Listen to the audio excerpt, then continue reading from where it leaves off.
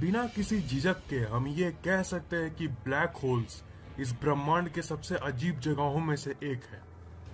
Black holes को अगर हम सिंपल भाषा में कहें तो ये स्पेस की एक ऐसी जगह है जहां की ग्रेविटी इतनी स्ट्रांग होती है कि कोई भी चीज इससे बच नहीं सकती, यहाँ तक कि प्रकाश भी नहीं। सबसे पहले मैं आपको बता देता हूँ कि anything can become a black hole. अगर मैं मैथमेटिकली बात करूँ तो कोई भी ऑब्जेक्ट ब्लैक होल बन सकती है। किसी भी चीज की डेंसिटी या घनत्व जितनी ज्यादा रहेगी उसकी ग्रेविटी यानी गुरुत्वाकर्षण शक्ति उतनी ज्यादा होगी। देखिए, ब्लैक होल सिंपली एक डेंस ऑब्जेक्ट है जिसका घनत्व और इसके चलते ग्रेविटी इतना ज्यादा रहता है कि ये लाइट को भी अपने तरफ खींच लेती है, और लाइट इस यूनिवर्स की हाईएस्ट यानी उच्चतम स्पीड में ट्रैवल करती है। तो अगर लाइट बचकर नहीं निकल पाती तो बाकी सारी चीजें कहां से निकलेंगी? ब्लैक होल की ग्रेविटी से। पर किसी भी पदार्थ को ब्लैक होल बनाना तभी पॉसिबल है अगर हम किसी भी ऑब्जेक्ट को बहुत ही ज्यादा कॉम्प्रेस कर दे। अगर आप माउंट एवरेस्ट को कॉम्प्रेस करके 1 नैनोमीटर से कम साइज में कर दो तब वो ब्लैक होल बन जाएगी। अगर आप धरती को कॉम्प्रेस करके एक मटर के दाने जितने कर दे तो धरती भी ब्लैक होल बन जा सकती है। वैसे भी हमें ऐसी टेक्नोलॉजी को निकालने की जरूरत भी नहीं। Formation of A black hole, ऐसे बहुत सारे स्टार्स हैं जिनका साइज धरती से लाखों अरबों गुना ज्यादा होता है। तो जाहिर सी बात है अगर उस स्टार को हम लोग इतना छोटा कर दे कि वो धरती के साइज में आ जाए तो वो एक ब्लैक होल बन सकती है। पर अच्छी बात यह है कि हमें ऐसा करने की जरूरत नहीं है क्योंकि ये ब्रह्मांड में ऑलरेडी होता है। जब कोई तारे की डेथ होती है जिसे हम सुपरनोवा कहते हैं, तब वो अपने अंदर ही कोलैप्स करने लगती है और उसका घनत्व बढ़ने लगता है। घटते घटते उसका साइज इतना छोटा हो जाता है और उसका घनत्व और ग्रेविटी इतना ज्यादा बढ़ जाता है कि लाइट भी अब उससे बच नहीं सकता।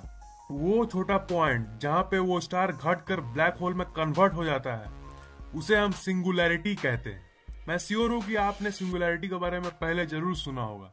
इवेंट होराइजन, ब्लैक होल का वो बाउंड्री जहाँ से लाइट स्केप नहीं कर सकता, उसे हम इवेंट होराइजन कहते हैं। मतलब इवेंट होराइजन से पहले लाइट बच के जा सकती है पर उसके आगे नो चांस। ब्लैक होल्स को हम ब्लैक होल्स क्यों कहते हैं? क्या आपको पता है कि ब्लैक होल्स को ब्लैक होल्स क्यों कहा जाता है? ब्लैक होल से लाइट स्केप नहीं कर सकती है, इसका मतलब ये नहीं है कि ब्लैक होल्स में लाइट नहीं होती है, पर वो जो लाइट है वो आपकी आंखों तक नहीं पहुंच पाती क्योंकि ब्लैक होल से लाइट बचकर नहीं जा सकती है। तो जब वहां से लाइट बचकर नहीं निकलेगी तो वो आपकी आंखों तक कैसे पहुंचेगी? इसीलिए हमें ब्लैक दिखती है। Black holes effect time, black holes time को भी इफेक्ट करती है। ब्लैक होल्स का घनत्व इतना ज्यादा होता है कि ये स्पेस टाइम को डिस्टॉर्ट कर देती है। जो ऑब्जेक्ट ब्लैक होल के सामने होता है वो ऑब्जेक्ट टाइम को धीरे अनुभव करता है। मतलब कि ब्लैक होल्स की सामने की टाइम बाकी जगहों के हिसाब से धीरे चलती है। मान लीजिए आप एक स्पेसशिप में बैठे जो ब्लैक होल की चक्कर लगा रही है। मान लेते हैं कि इवेंट होराइजन से दूर वो एक सेफ जगह पे चक्कर लगा रही है। उस समय स्पेसशिप के अंदर की टाइम बाहर के मुकाबले स्लो हो जाएगी और आप टाइम ट्रेवल कर पाओगे। अगर आप एक ब्लैक होल के अंदर गिर जाओगे तो क्या होगा? क्या आप जानना चाहते हैं कि अगर आप ब्लैक होल के अंदर गिरोगे तो क्या होगा? क्या सिंपली आप उसके अंदर चल जाओगे? नहीं, ऐसा नहीं होगा।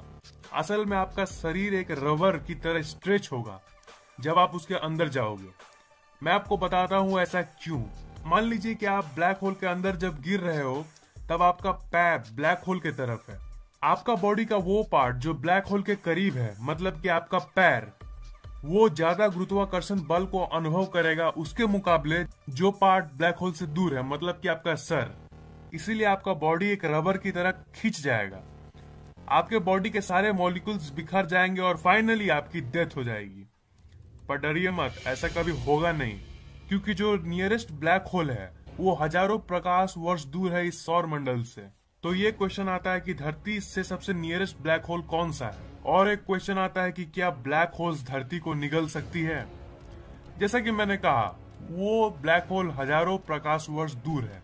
सिग्नियस X1 नाम का एक ब्लैक होल है जो धरती से 6000 प्रकाश वर्ष दूर है और उसका मास सूर्य से 15 गुना ज्यादा है।